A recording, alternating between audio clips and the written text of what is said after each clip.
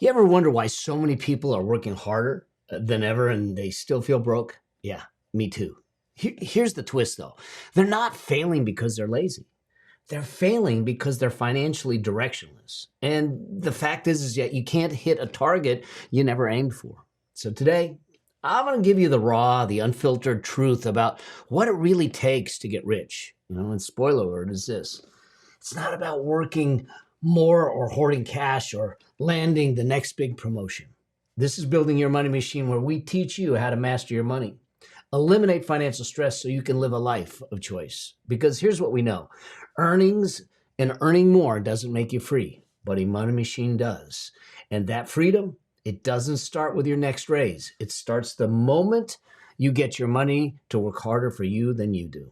Think of this as your financial education with a bit of sarcasm, but a whole lot of heart. And I'm your host, Mel Abraham.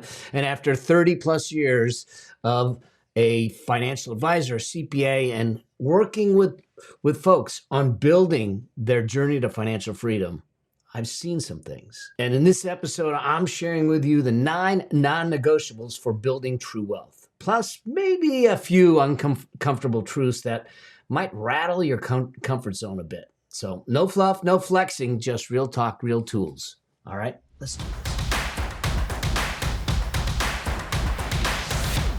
So you want to get rich? Let me save you a few decades, because you certainly don't get rich by accident, and you sure don't get rich by working harder. See, I'm not here to sell you on hustle culture and all of that stuff.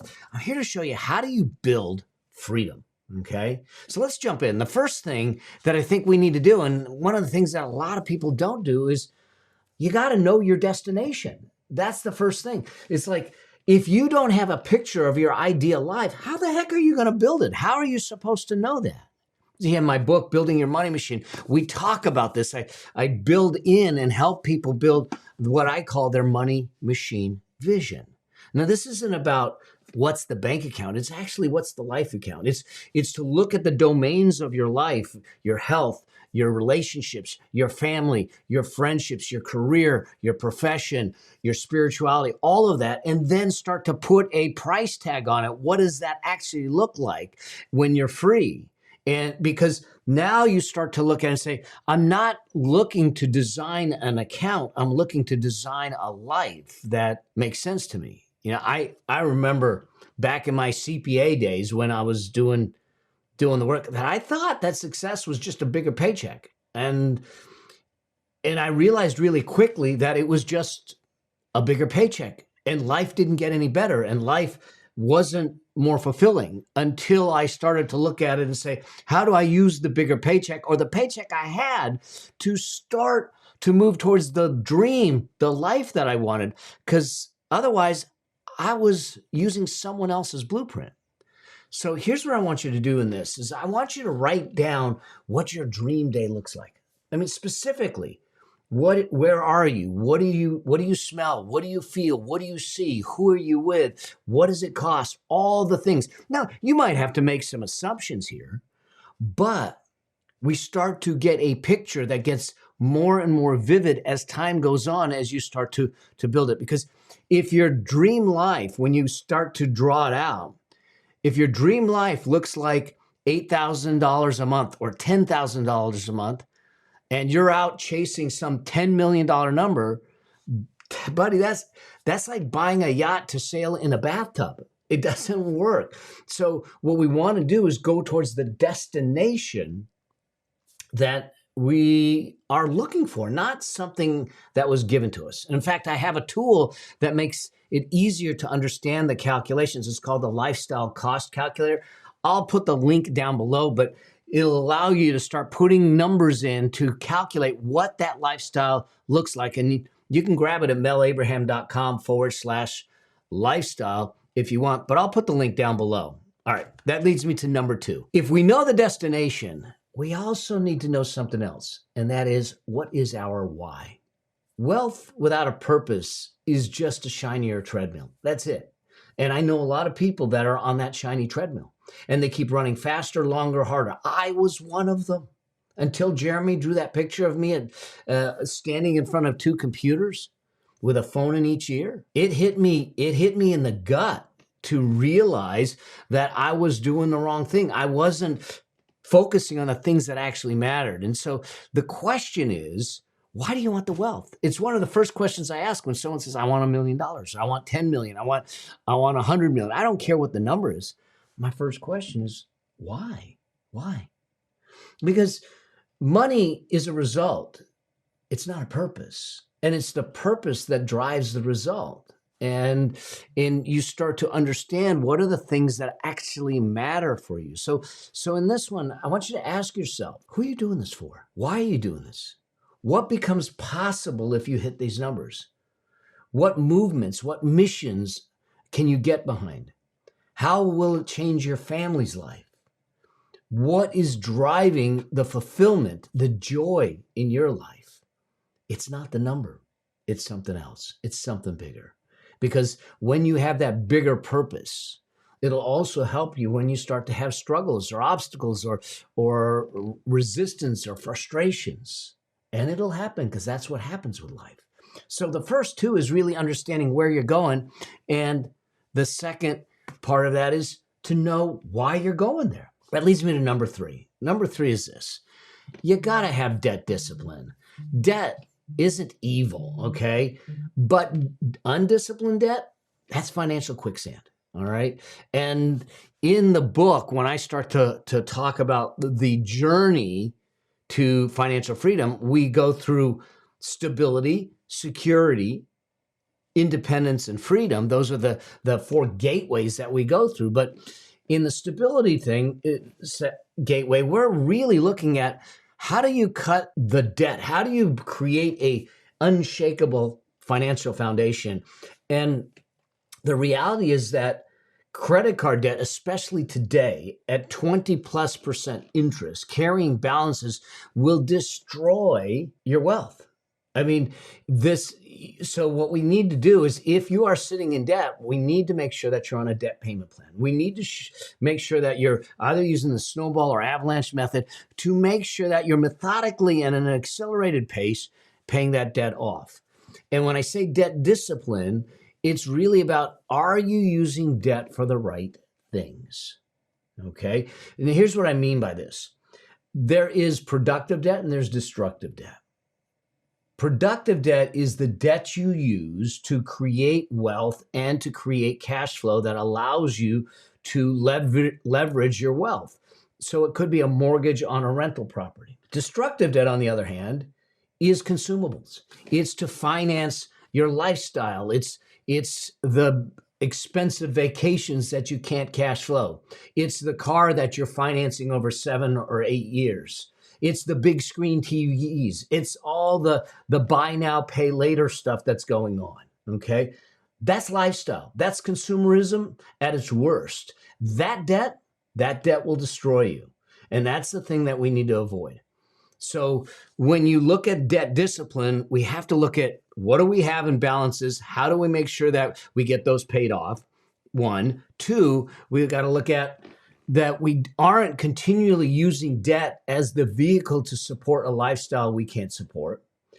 And 3, that we turn around and start to tackle the high interest debt first. No shame, but just start to build it. Because if we don't, carrying balances with high interest debt, it's like trying to run a marathon with bowling balls in a backpack, okay? It's going to get tiring. We can't get ahead in doing that. So that's number 3. Number 4 is something that I wrote about and I talk about called the wealth priority pathway. Here's what I've seen.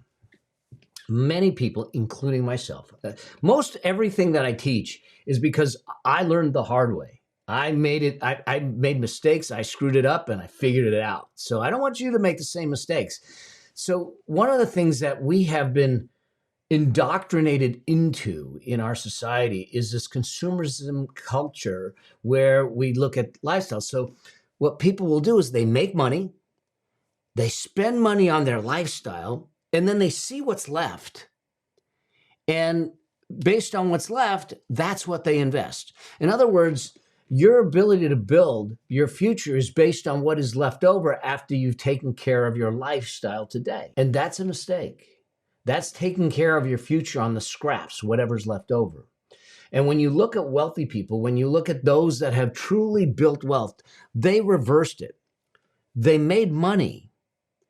They invested first. They took care of their future first. They made investing the priority. And whatever was left over is what they used to create their lifestyle. Now, I can hear you right now. I can hear the trolls. I can hear the critics. I can hear you saying, but Mel, if I did that, I couldn't live my current lifestyle. I get it. Here's why we have to look at our lifestyle. I'm not telling you to cut things, but I am telling you to be discerning about where your money's going. And it could be, are you making enough money? But in all likelihood, are you spending it in the right places? And I understand, like, life nowadays is way more expensive than it used to be. And affording things becomes problematic. That means that we need to be much more discerning about our spending. And we need to also be much more focused on increasing our income in doing that, because then we can turn around and make investing the priority and lifestyle after that. When you do that, that's what starts to put you on that wealth creation curve to do it. So this is the best way to do it. And again, like I said, you can grab that lifestyle cost calculator, help you with these numbers so you can understand what it takes to make this happen. And you can click the link below to make that happen. All right. Leads me to number 5. Number 5 is to conquer your money stories. Now, this is actually one that surprised me, because when I came into this journey of speaking and teaching and working with people to help them build the path to financial freedom, I'm a CPA. I'm an accountant, so I'm used to spreadsheets and columns and rows and the math. And I literally thought, all I'm going to do is teach y'all the math behind wealth and what it takes to do that, and the pluses and the minuses and the multiplication and all that stuff. Here's what I found out really quickly. Until I dealt with the stuff in people's heads and in their hearts, I couldn't ever get close to their pocketbook. Because the stories, the beliefs we have about money start to drive the choices, the decisions, and the things we do with money. Think about it. Most of us were never taught about money. Now you happen to be here, so now you're getting lessons and you're learning, and kudos to you. This is the right way to do it. But as in a general sense, from a society, a schooling perspective, our money lessons, they're caught, not taught. Okay. They're not something that we go through some formal education. In fact, we live in a society that says money's taboo. Don't talk about it. I still remember at 5 years old, which is almost 60 years ago, 58 years ago, watching my dad cry for the first time. And what was happening is that he was having a conversation with my mom about something that my mom wanted to do and having to tell her, we can't do it. And he was in tears because he felt, and he said this, he says, I feel like I'm letting the ones that I love the most down. And I'm disappointing the people I love. Now, I heard that. I saw that. But in my world, I made that mean that if you don't make a lot of money, you're going to disappoint the people you love. And so I was driven to earn. I got on a treadmill and I was running really hard. But was that the reality? See, I made an interpretation. The stories in our head are typically not the facts of what we saw, but an interpretation of what we saw. I interpreted it differently. There's something that I talk about called the money story dynamic, where you observe something, and from that observation, you make an interpretation, you give it meaning. It could be that money is evil, money's for the greedy, money is dirty, money is hard to come by. I heard things like money doesn't grow on trees. What does that do to your psyche when you start to look at, am I deserving of wealth? Am I deserving of the things? But all of that is interpretation. And when we understand what that does to us, then you can understand how to break it down, because we get the observation, we get the interpretation, and what that does is it changes our identity. And that identity defines the behaviors. And those behaviors will set a money set point, and you can't get above that money set point. This is a time for you to examine the stories that maybe are going on in your head, the fears in your heart, the things that maybe start to drive the beliefs that you have around money, and ask, are you giving it interpretations that are real? And to separate the facts from the interpretations, what really happened. When I lost 1/3 of everything I owned in that Ponzi scheme, what really happened is I gave them money and I didn't get money back. It's just as simple as that. Everything else was an interpretation. Me calling myself a loser, then me saying I shouldn't be doing this. I'm no good at investing. All those things, those are interpretations. And once I was able to separate those two things, I could learn, I could grow, I could heal. And so right now for this one, I want you to write down 3 beliefs you have about money. What are the beliefs? Where did they come from? What did you observe? What are the facts and what's the interpretations? And then ask this, would a financially free person believe this? Or can this belief move me to the path to financial freedom? And then make the shifts, all right? That leads me to the next one, number 6.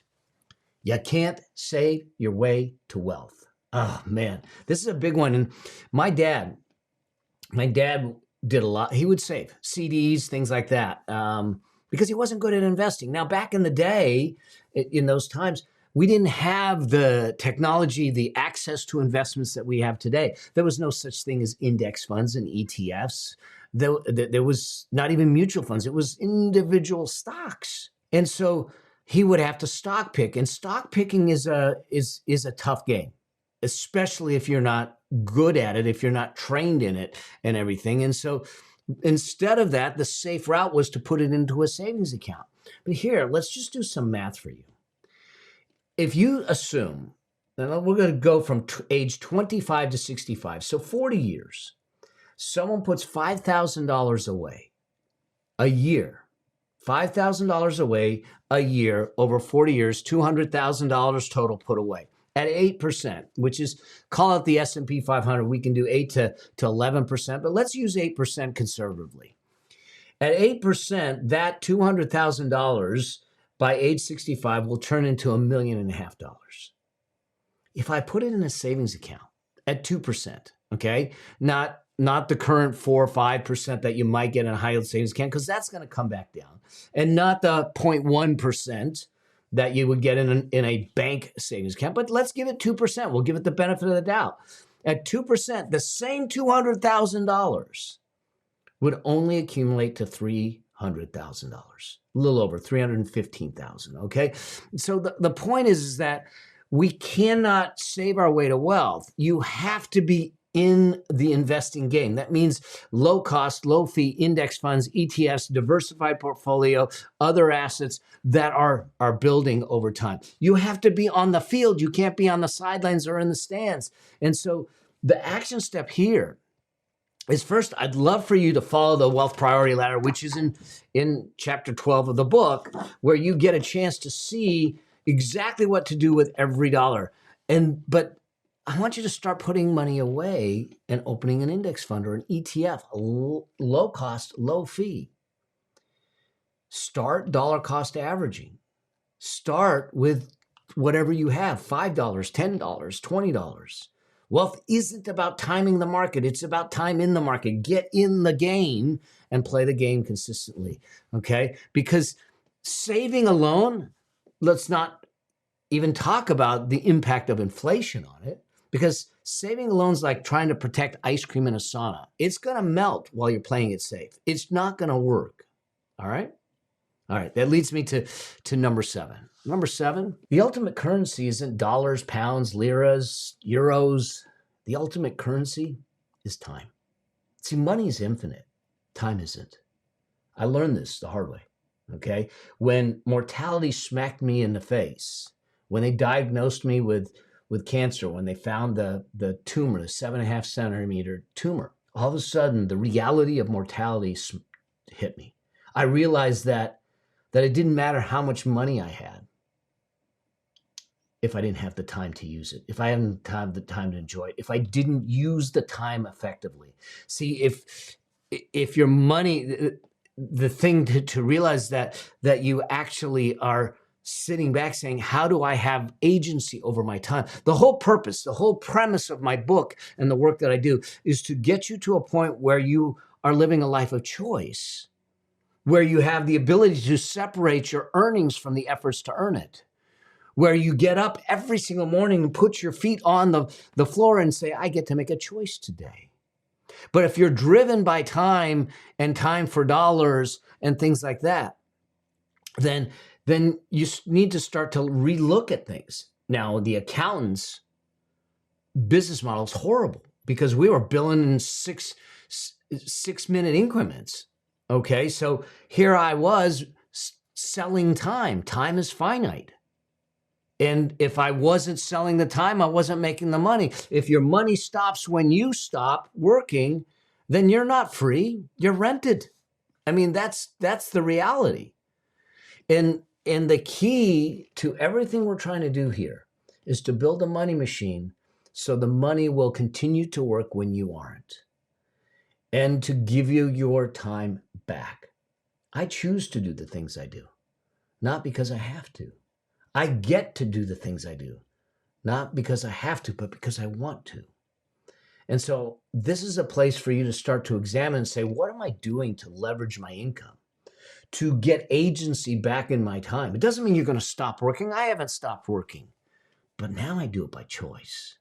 So do you have the ability to build the machine, follow the process in building your money machine to bring it together, follow the things that I'm teaching here on the show, build leverage into your life in the sense of how much effort it takes to earn, to drive that, whether it's through courses, royalties, investments, real estate.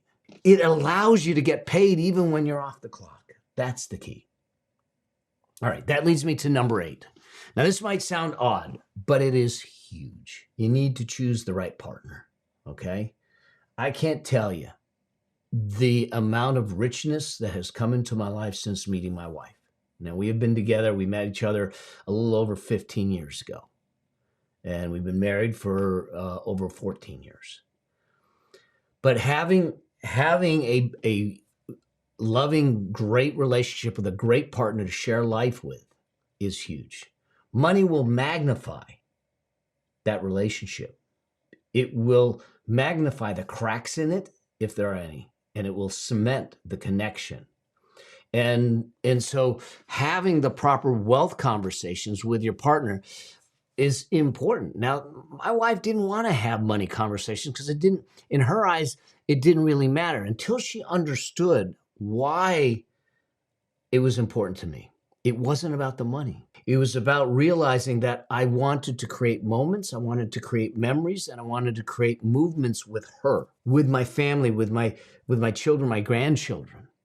And money was that paintbrush to allow us to do it. And yet money is seen, in fact, I heard a statistic, I don't know if it's 100% true, but if it is, God forbid, okay, money is the second leading cause of divorce behind infidelity.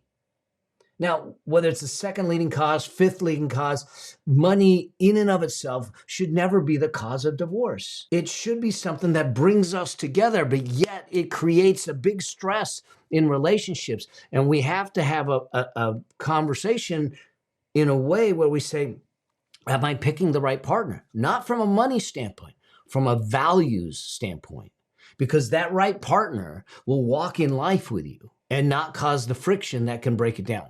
Now, we can talk about the idea of divorce, although my wife said divorce is an option, murder is. So she warned me. But the whole point is that I think that you need to really start to look at how this plays out, a partner in your life plays out. I'm blessed with my partner, and I couldn't do the things I do at the level that I do it with the grace that I might have to do it if it weren't for her. So be really careful about who you're choosing to partner with. In fact, Charles Munger and Warren Buffett said that one of the most important decisions about your wealth that you'll make in life is the partner you're going to have in life. All right. That leads me to number 9. And I think that this is a great way to sum this up, is that richness is the goal, not just wealth. And I've talked about this a lot. Wealth is the means. Wealth is a statistic in a bank account. Wealth is just a number. Richness, that's the meaning. Richness is the experience. Richness is what you feel, what you experience. It's the moments, it's the missions, it's the movements, it's the time together, the memories that you create, it's the friendships, it's the relationships. And so I look at it and say richness is time, it's presence, it's contribution. I've sat in boardrooms with multimillionaires that have extremely, extremely large bank accounts and horribly bankrupt life accounts. They just chase a number, and unless they're on the chase, there is no joy or fulfillment at all. So they're constantly looking for another hit, another dopamine drop. Don't chase the number, chase the life. That's why we started with the vision. What's the destination? If you had all the money in the world, this is the action for you. If you had all the money in the world, what would you still do? Ask that question. I still do what I want to do because I have a choice. See, I want to experience life. My wife and I, we travel a lot. We do a lot of things. We have some dear, dear close friends that we share life with. That's the richness that comes out of it. It's not about the bank account. The bank account may facilitate us doing different things, but the bank account alone doesn't give us a rich life. All right. I hope that this starts to make sense. I hope you start to look at it, because rich doesn't mean flashy. It means free. Free to be with your kids, free to be with your causes, free to choose each and every day what you want to do, free to live fully into what you were put here to do, to live your gifts and all that. So here's what I'm going to ask you to do. Pick one of the 9 of these. Commit to that this week. Which one are you going to do? And if you're trying to figure out what the number is, remember, I've got the lifestyle cost calculator with the link below. Go ahead and grab it. Start doing some calculations. Get in the game. We're just starting. There's plenty more to come. All right. And do me a favor. Drop a comment below. Let me know. Let me know what step you're owning, what you're going to do. And remember, build your money machine so you can live a life by choice, not one by chance, not one that's driven by the demands of the day, the demands of a boss, the demands of a degree, the demands of your expenses, but one that is driven by choice of the vision you have for your life. All right. I hope that this helps, and I look forward to seeing you on your road to financial freedom. Until I do, always, always strive to live a life that outlives you. See you in the next one. Cheers.